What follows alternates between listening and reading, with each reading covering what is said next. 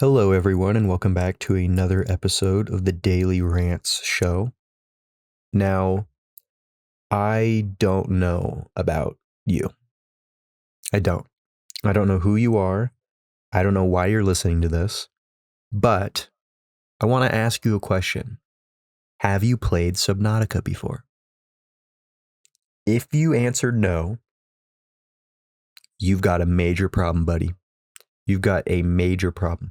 I'm not even sponsored by Subnautica, and I think it is one of the greatest games ever made. Greatest games ever made. And you know what's funny? I am not excited for Subnautica 2 at all. 0%. In fact, I don't even know if I would buy it. It would have to be a 10 out of 10 for me to buy it. Truly. And this is coming from someone who has possibly hundreds of hours in the first Subnautica. I've gotten all the achievements on 2 different platforms. And I'm still not in the very, very least excited about Subnautica 2. And Below Zero, I never even played it. I heard it was shit. I heard it was dog shit. So I never played it. Not many things are like that. Not many things are like that. You know, when you think of sequels, you think of Toy Story 2. Toy Story 2 is great. It's a great film.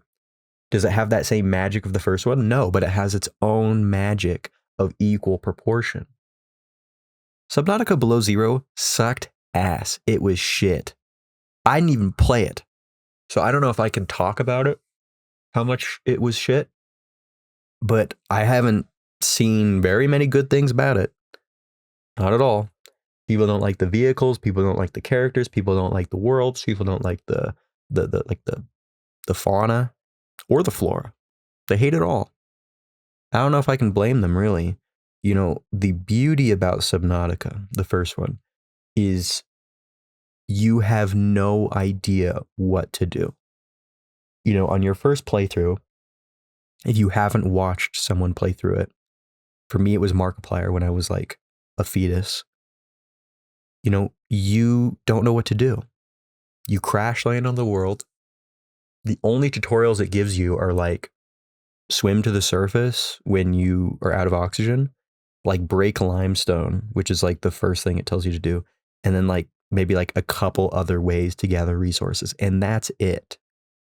And somehow over like the natural course of the game, you somehow progress down to like 2,000 meters below the surface. It's amazing. It's like this mountain that, you know, every game has a mountain built into it. Every single game. But some games, a lot of games, too many games are built to where the pieces of the mountain are too difficult to figure out on your own. Yes, someone has to figure them out. But, you know, a lot of games, you'll just be searching around over and over and over again. And eventually you'll look up a guide on how to do it. I played through Subnautica multiple times and I never had to look up a guide on anything. Even when I did the 100% achievements. That is a beautiful game. A game that the player can figure out everything. Everything. That is the kind of games we need more of. You know, you have a silent protagonist so that you yourself can embody the character. And then they came out with Below Zero, which I tried to even watch a playthrough of, and the characters just would not shut the fuck up. It was like, it's like you're listening to a podcast while playing Subnautica. That'd be like me playing the first Subnautica and having Joe Rogan playing in the background. It completely kills the mood, the vibe, everything. You're supposed to be isolated. You're supposed to be isolated. That feeling of isolation is what is so scary. Why are these motherfuckers talking? Why are they yapping? And that's what I fear about Subnautica 2. Now, Subnautica 2 will be multiplayer, which is cool. That is really, really cool. But I am not expecting it to be the same as Subnautica 1.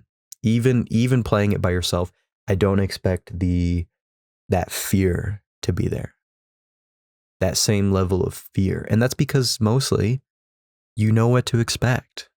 The first Subnautica, you don't know what to expect. But Subnautica 2, once you've played the first one, you know what to expect. You do. And yeah, that's exactly why, I'm curious, that's all. I don't really buy very many video games. Um, in order for me to purchase a game, it truly has to be like generational. Truly. Well, first of all, my computer has to be able to run it. That's priority number one. And then second of all, it has to be generational. The last game that I paid full price for, $60, was Elden Ring. That was how long ago? I mean, was that during COVID? Or I think it was. Or it was like, yeah, I think it was during COVID. But like a game has to be generational in order for me to buy it on launch. I will never buy the next shitty Call of Duty that comes out for $70 ever. Ever. I would even buy it when it goes on sale for like, less than 20. They're just slop. And that's why if they really did a good job with Subnautica 2, if they truly elevated it, it would be great. Do I think they're going to do it? No. But hey, I enjoy being surprised.